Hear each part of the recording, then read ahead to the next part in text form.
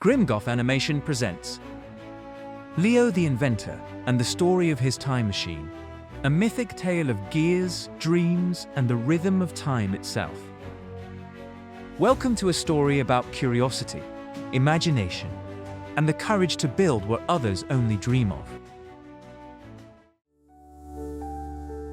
This is Leo. Every afternoon, he finds his way to this quiet little park, his favorite spot, where the air smells of autumn leaves and ideas seem to float just above the breeze. In his hands, a folded blueprint, another wild idea he's been shaping in his mind for weeks. To most people, it looks like nothing more than a maze of lines and notes. But to Leo, it's a vision waiting to come alive. He's not just a dreamer. Leo is a builder, a fixer of broken things, and a collector of forgotten parts. Out on the edge of town, behind a rusted fence and rows of old cars, stands his workshop, a place stitched together with scraps and sparks, where every bolt and wire has its story. That's where he spends most of his time, surrounded by tools, gears, and the hum of possibilities. It's where his ideas take shape, and sometimes where they get just a little out of control. Every corner, every stack of barrels and crates hides a possibility waiting to be discovered. This is where imagination meets reality, where yesterday's broken engines become tomorrow's inventions. And today, Leo's searching for something special. The parts for his boldest idea yet, a machine that could do more than just move through space, one that might just move through time. The day stretches long and golden over the junkyard. Leo moves between the aisles of twisted frames and cracked windshields, his boots crunching against gravel and glass. A breeze carries the faint creak of metal, the whisper of 1,000 stories left behind. To most, it would sound lonely. To Leo, it sounds alive. He studies a sketch, smudged with grease, and frowns. He slowly, looking through the pile for the right parts to use in his build. The air smells of rust and rain, and every glint of light across the metal feels like a whisper from the past. Somewhere in this chaos, something is waiting to be found. Inside the workshop, gears lie scattered like ancient coins, each one worn, each one holding a story. Leo turns them over, searching for one that fits, the perfect tooth, the perfect rhythm. Then he finds it. Finally, the build can proceed. Reflecting over his build, going over his plans and ideas in his head. He's been here before, looking over the large pile scraps, surrounded by the ghosts of old machines, wondering what stories they still hold. Sometimes inspiration hides in plain sight, in the twist of a wire, the hum of an old fan. He doesn't know what he's looking for, not exactly, but he'll know it when he finds it. As dusk settles, the junkyard takes on a different kind of life. Every light, every shadow, feels like it's holding its breath, waiting for what comes next. Days blur into nights. In the rhythm of work and waiting, time itself starts to bend, as if it already knows what Leo is trying to build. And so, piece by piece, the dream begins to take shape. Each piece of the parts feels like a heartbeat, the pulse of something greater being born. A simple piece of metal, nothing special at first glance. But to Leo, it's more than that. The holes line up just right, as if waiting for his hands. Maybe this is where it all begins. Beneath the dust, something glows faintly, small, pulsing, alive. He lifts it gently. A spark plug, unlike any he's ever seen. Its light hums softly, as if remembering the energy of another world. Leo stares at it, mesmerized. Could this be the missing key, or just a relic of someone else's impossible dream? He doesn't know. But something deep inside him whispers, keep going. Night falls again, and the workshop hums with new energy. While the schedule changes, ideas come to life, and new plans develop. Among the piles of scattered gears, nuts and bolts, he finds it, a sphere, smooth and silent, glowing from within. For a long moment, he just watches it, light spilling across the walls like liquid time.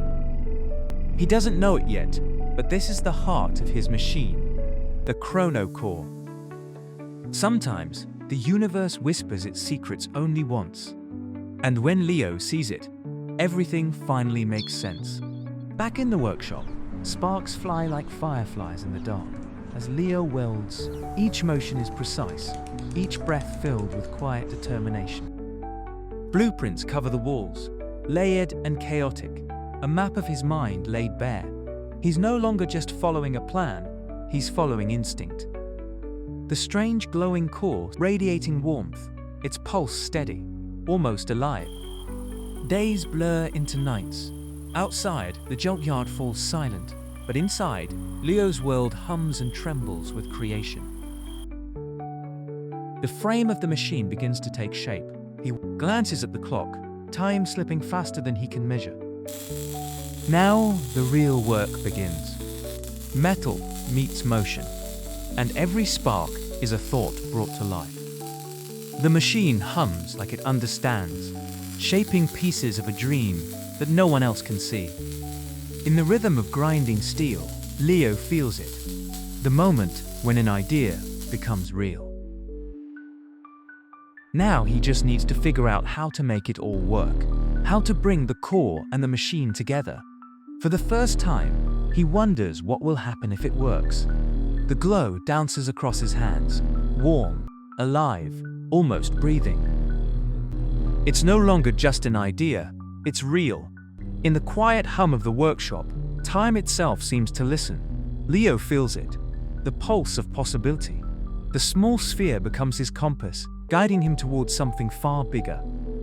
But he can feel it calling, asking to be built, to become whole. And soon, the workshop will never be the same again. He studies the strange spark plug again. Its light steadier now, pulsing in time with his thoughts.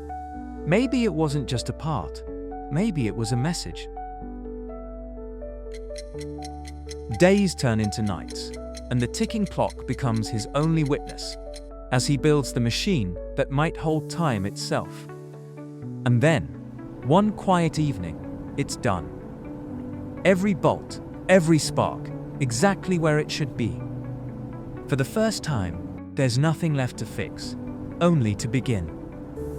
He takes a breath, and the world seems to hold it with him. The switch clicks. Light spills out like liquid fire. Time and space start to bend. The experiment worked. Just for a moment, time itself shimmered, bending like heat over metal. It wasn't much, but enough. If the core is the heart, he thinks, then something must guide it. A way to tell time where and when to flow. The idea grows quickly. The temporal dial. Leo knows what comes next, a way to speak to the machine and guide it. So he begins to build the temporal dial. When the temporal dial is finally finished, it's time to build a larger version of the chrono core. In his workshop, time seems to move differently. Each sound, the clink of metal, the hum of tools, becomes part of Leo's rhythm. He studies the gears in his hands, turning them toward the light, and smiles. They fit perfectly. Another piece of the dream slides into place. Hours pass unnoticed. Sparks dance as the welder's light cuts through dim air, shaping, fusing, creating. Every flash is a heartbeat of invention. And behind the mask, Leo's eyes burn with focus. Soon, the chaos begins to take form. The chrono core on his floor no longer looks like a pile of parts, but something alive, something that might become the impossible.